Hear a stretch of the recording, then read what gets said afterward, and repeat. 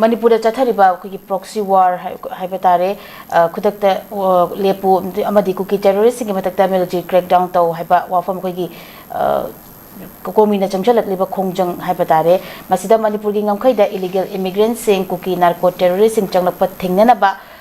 lairiba Assam Rifles asi proxy war proxy army hondo honjingda mathau chillaga leire then India da thazaba thamlubadagi ngasi iramdam masigi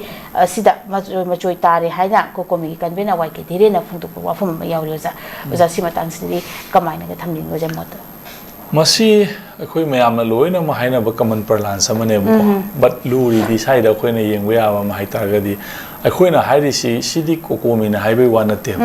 sidai da India ga akhoi ga pulla kandu da masi tawga posi madudai da mathau moina khulai pairaga lantheng na ba Manipur si India da yauroi daune na leba PLA ULA pre-park adu da mayam leiri bu moi mayam sing lantheng na ri bu ko ngamangam da bai da issue amani da maran di moi na adum hande hona hairaga leira ba po ne ba India manung da khoi bai po ja khoi self determine tawga da ne khoi se adu ngam da bai wane ba ko adu ngam da bai wani adu da leiri ba pot mayam sing asi khoi na tawhom thokpam di moi di khoi moi gi approach adu da leiri ba pot satli ba pot amane bu ko sidi khoi na thodona yam ka hena any Indian kanogi wanate da asana phang taktagi wanate any leiba mayam punamakse amana nariba pot mayam punamaksi hairiba sidida loina mak India gi policy da thabak tawbu ngakta ne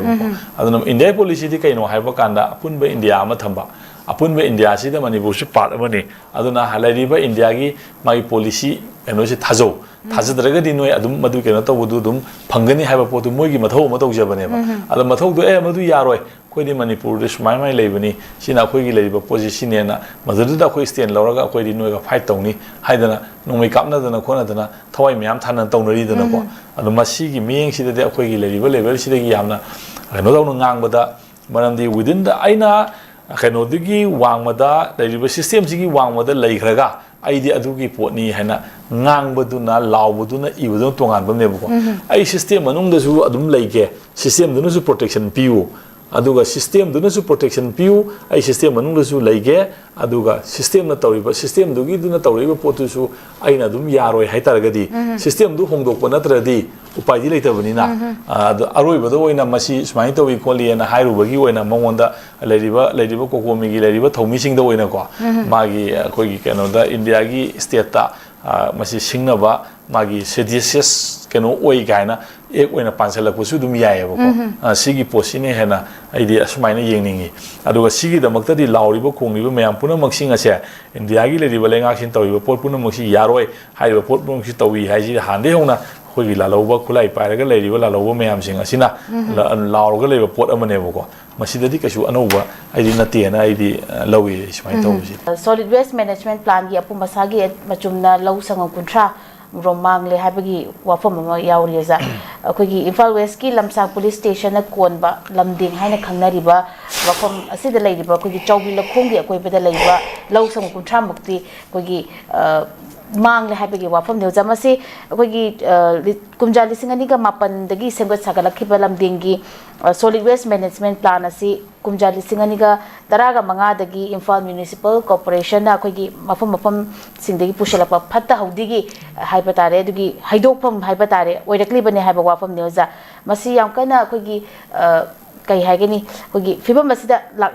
lakningni ba wahang dioza Imphal Municipal Corporation gi kon ba mafam singdagi phatta haudu sing akogi yumthong khudingi khomliba IMC na lakhola popomna maksi lamdingi da haijalaga akogi Imphal City bu smart city oingeni haibagi thong leirabra haibagi wafam su neoza kamai thaninga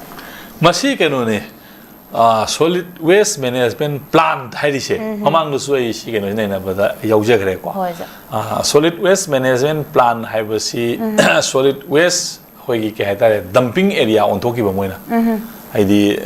solid management plan management ji gi mahuta ma dumping area on thoki bari ba solid ise management tawga di ki tawroi ba moi ma si ahan ba kanda ma si sorting tawba ko sorting tawba si yamar oe ba waste management da khai maru oi si sorting tawba ne ba magi classification si magi hoigi biodegradable and non biodegradable ani poche khaido matung da non biodegradable लेबा सब्सटेंसिंग असे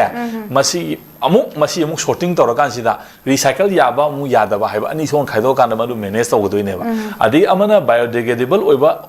माइ सब्सटेंसिंग अदुदि मसाना मदु माना अखोइना अखोइ fertiliser ओंथोरा कांदा अखोइगी organic कनो ओइना अखोइ fertiliser हाइतारेको अदु ओंथो कांदो पोतु मयामदा मदु fungal कांदो मदुना हिलौगी हिंगोनी कई पोसे मयाम ओरकदोइनेबा सिगी प्लान अहुम मरीसिंग असे मसिगी लेरिबा आइडिया सिंग असि प्रॉपर्ली मैनेज तरो तबा सॉलिड वेस्ट डंपिंग एरिया ओंथोरकपा अदुगी थोलकपा इशू नेबा अदु मैनेजमेंट ओंथोपम संगेबा मैनेजमेंट प्लान ओंथोपम संगेबा नत्रगदी आई नाकंदा सुम